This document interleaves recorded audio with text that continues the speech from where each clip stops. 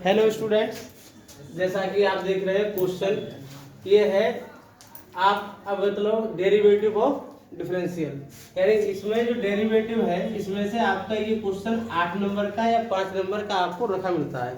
अवकलन के अनुप्रयोग। अवकलन के अनुप्रयोग में 4 क्वेश्चन है जिसमें से हर साल इसकी पुनरावृत्ति होती है, जिसमें आपको ये है साइन इनवर्स 1/3 और एक है टेन इनवर्स √2 और दूसरा है 8/27 ये पर्टिकुलर आते ही आते हैं, जिसमें हम बात कर रहे हैं साइन इनवर्स 1/3 की।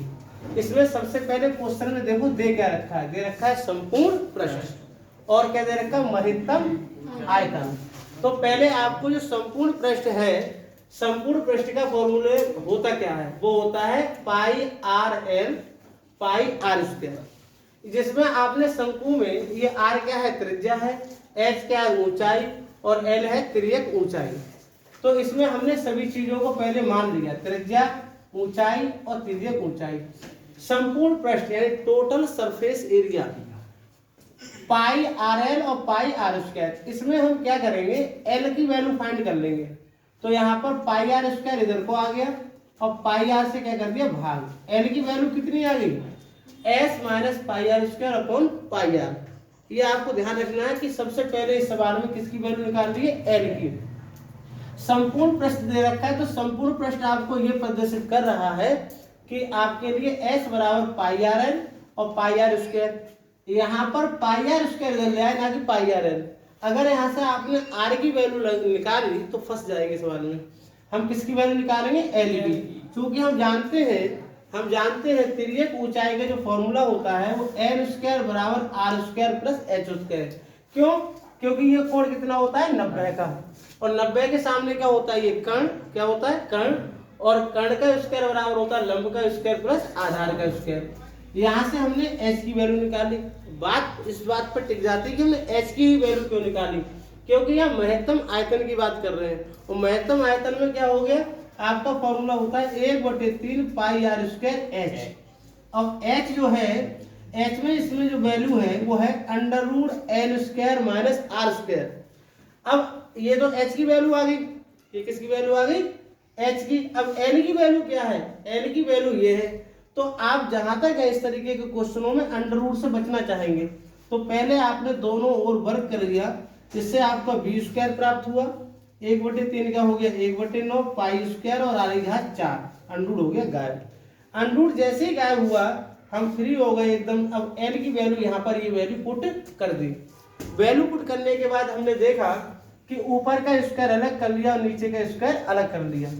इसका एलसीएम ले लो, पाई स्क्वायर आर स्क्वायर की इससे करो तो आर की घात कितना आ जाएगा यहाँ पर 4। इसका होल स्क्वायर खोल दिया, पहले पद का वर्ग प्लस दूसरे पद का वर्ग दोनों ही गुणा का दूना।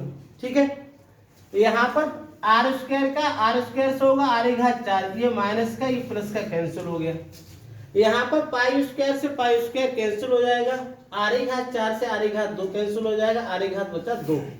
अब आप यहाँ देख रहे हैं यहाँ बच्चा आर की घात 2 एक्स स्क्वायर और ये इसकी इधर कर दी गुणा पूरे टर्म की जब आप गुणा करेंगे तो इसकी जब गुणा होगी इससे तो ये आर स्क्वायर एस स्क्वायर बटे 9 हो जाएगा, और इसकी इससे गुणा करो तो आर की घात 4 हो जाएगा और बटे कितना हो जाएगा 9।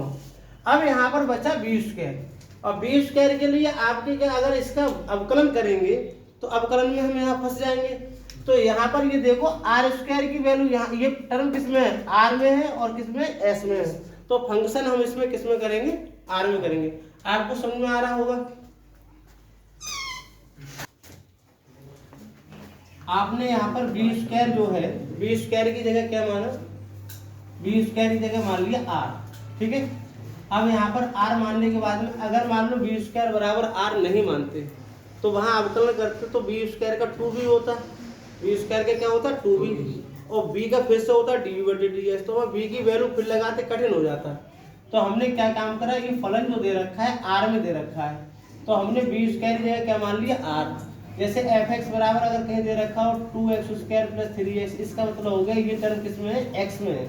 ठीक है ना, हमने r के सापेक्ष अवकलन किया, आर स्क्वायर का क्या हो गया 2r, क्या हुआ 2r, और r की घात 4 का जो हो गया वो हो गया 4r की घात 3। तो हमने यहाँ पर क्या करा, ये एलसीएम जो है बराबर है 4 दूनी 8 और यहाँ पर ये मतलब कितना 2r(x²। हम जानते हैं अवकलन के अनुप्रयोग में कि पहले क्या काम करते हैं, अवकलन करते हैं, अवकलन करने के बाद में उस फंक्शन को 0 को बराबर करते हैं जिससे कि हमें कोई एक्यूरेट वैल्यू आ जाए, और वैल्यू जिसके सापेक्ष करा उसकी वैल्यू फाइंड करनी होती है। आर के सापेक्ष करा है तो आर की वैल्यू फाइंड करनी है, तो ये 9 चला गया क्या 0 में। यहाँ पर 2r(x²) है और यहाँ पर है 8s(πr²), इसमें से 2rs ले लिए कॉमन, 2rs कॉमन ले लिए तो रह गया s4πr²। इसके बराबर क्या कर दो 0, तो r बराबर क्या होगा 0। आप सोच रहे हैं s बराबर 0 क्यों नहीं करा, आप किसके सापेक्ष कर रहे हैं r के, तो r बराबर ही करना पड़ेगा। यहाँ से आगे s बराबर 4πr², 4πr²। यहाँ से आपने 4π अपॉन में जाएगा तो r² की वैल्यू आ जाएगी s/4π, r की वैल्यू आ जाएगी अंडर रूट में। अब हमने आपसे पहले से ही हम ये क्वेश्चन कर चुके हैं कि जो समीकरण 2 है इसका पुनः अवकलन करेंगे। अब अवकलन करेंगे क्यों, क्योंकि क्वेश्चन ये कह रहा है महत्तम आयतन। इसका महत्तम का मतलब ये हो गया कि वो पॉजिटिव है या निगेटिव है। पुनः अवकलन करने पर आपको जो r की जो वैल्यू है वो r² की वैल्यू है, यहाँ r की वैल्यू है, तो r² की जो वैल्यू है x/4π, पुनः अवकलन कर दिया, डबल डैश का मतलब द्वारा अवकलन, r² की वैल्यू लगा दी, कट गया। ये आ कैसा गया ऋणात्मक। ऋणात्मक ये इंडिकेट कर रहा है कि सवाल जो महत्तम है वो क्या आएगा, महत्तम आयतन है। आयतन क्या है, महत्तम। अगर यह पॉजिटिव होता तो कैसा हो जाता है जी, निम्नतम हो जाता।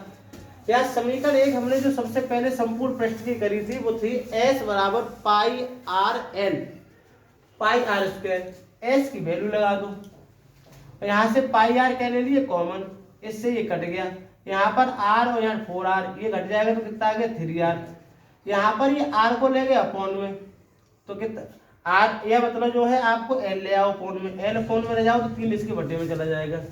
यहाँ पर ट्राइंगल क्या कह रहा है, ट्राइंगल कह रहा है ये कोण अगर थीटा है तो इसके सामने का ये लंब हो जाएगा, और साइन थीटा बराबर होता है लंब बटे कर्ण, तो लंब बटे कर्ण, लंब कितना है 4r और ये कितना है l, इसकी वैल्यू कितनी 1/3। साइन जब उधर जाएगा तो क्या हो जाएगा इनवर्स, एन थीटा बराबर आ गया साइन इनवर्स 1/3।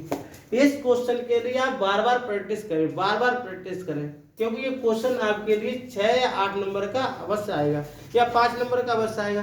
तो उम्मीद है आप ये सवाल समझ में आया होगा। इसमें जो नेक्स्ट सवाल है, क्योंकि 4 क्वेश्चन है, इसमें नेक्स्ट सवाल आपको एक क्वेश्चन और करवाया जा रहा है, क्योंकि वो जो पेपर के लिए बहुत ही इंपॉर्टेंट है।